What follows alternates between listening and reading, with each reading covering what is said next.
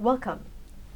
With this year's journey to the International Christmas Charity Bazaar, we're once again creating space to acknowledge and celebrate unique efforts to make positive social change.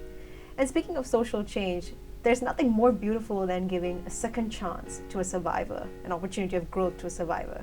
And today we have with us a unique organization that provides educational programs and opportunities for girls who have survived sexual abuse and are in the process of bringing their attackers to justice. And this is just the tip of the iceberg. There's more elements and levels into this effort. And to talk more about it and their association with ICCB, representing Emerge Lanka Foundation, we have with us Hazel Rajaya, Kavya Patirna, and Nirukshi Tilanarol.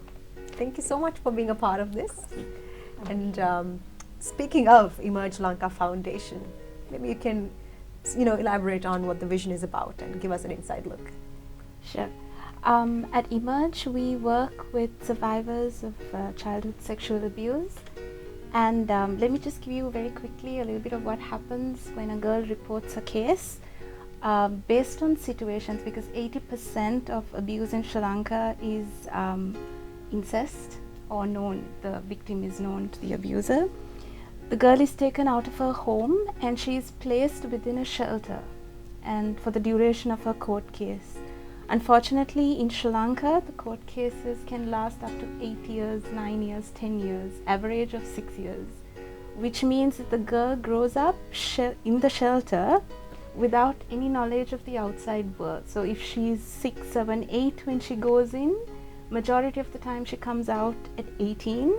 One of the factors also is that her family doesn't want her back based on societal stigma. They think the younger sister can't get married. It's a lot of things. So at Emerge, what we do is we have two different kinds of work that we do. We work with the girl within the shelter who's under 18, where we do 3 programs, which is Beads to Business, which is an entrepreneurship program. And as you can see, we're kind of very proudly showing off the girls' creations here. It's beautiful. Where we teach them to make chains, earrings, bracelets, bookmarks, and we sell them, and that's where ICCB also helps us quite a bit. And the entire profit goes to the girl. So we open up bank accounts so that when she comes out at 18, she has a support system, she can support herself. And it's also very therapeutic to the girl to they express their feelings through the colors that come out. We also do life skills and reproductive health because we teach them about the outside world. Oftentimes they don't go out to school, so they're shut in for 8, 9 years, and you know how fast our world changes.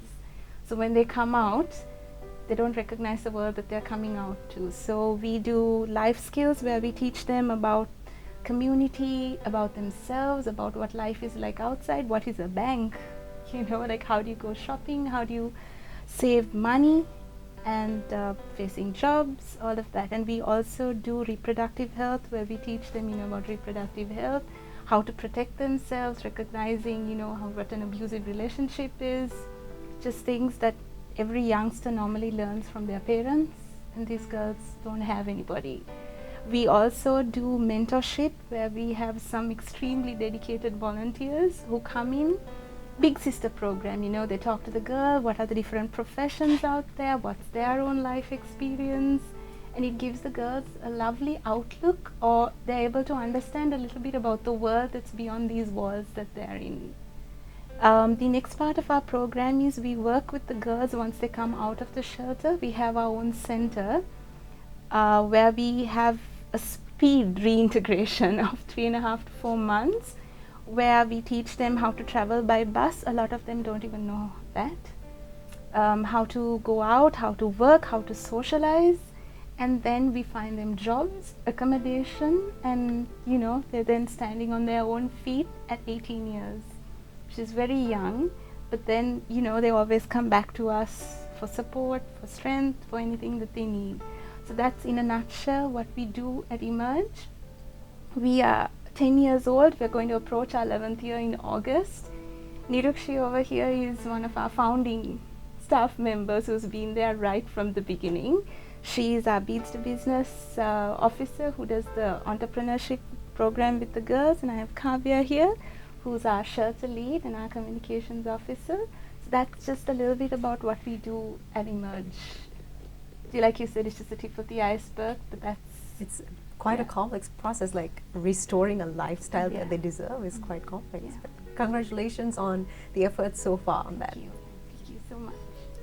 So we did talk about the amazing efforts that has been sustaining at this point, and also to kind of look into the future, what you have in store on behalf of the organization, if you can tell us. Yeah, for sure. So when we think about Emerge, our core is the girls that we are supporting, and we want to think about not just where they are now, but where they go into the future. And it's not only changing them, evolving them, but it's also seeing how we can change the world around them. So Emerge is now, like Hazel said, 10 years, 11 years old, and we're looking into the future to see how we can look into advocacy and see how people can also be a part of that movement and sort of talk about the issue that we're all facing. Child sexual abuse is a very real thing, and we see it, and our country knows of it, but I think we need to speak of it more openly so that we are unafraid to tackle the problem. So advocacy is a huge thing that we're looking at in the future. Definitely, I think sharing the adequate knowledge we need to actually adjust society for them to be accepted is also important. Yes. And if I can just add one more thing on to what Kavya said, is that while we work predominantly with the female survivors, we advocate for the child, because male sexual abuse also happens, and it's a subject that's even more taboo than the female sexual abuse. So when we advocate for the child. It's part of our mission, because we are constrained by resources where we can't reach out yet to the male child.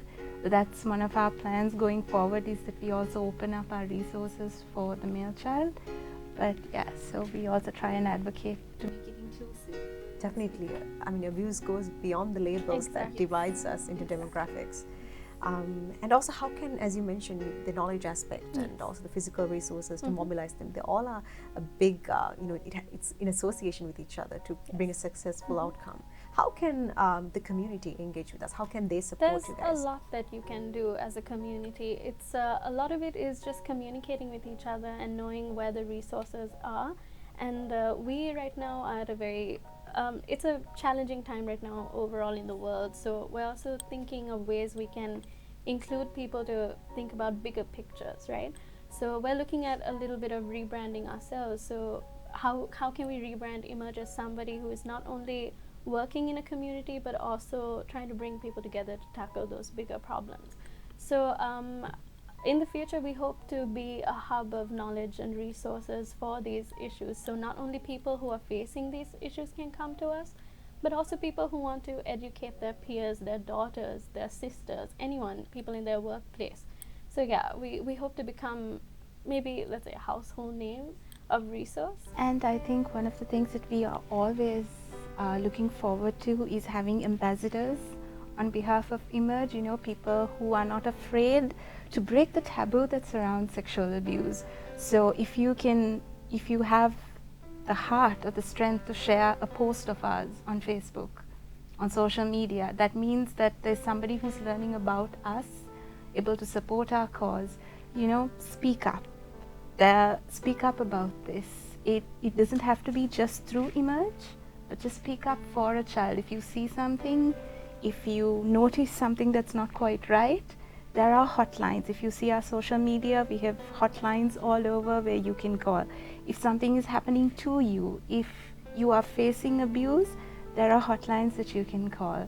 This is how we would like the community to get involved, to come together to protect our children. And in addition, I would also like to ask anybody who feels led to donate to our cause. COVID-19 has had a lot of negative repercussions on our funding.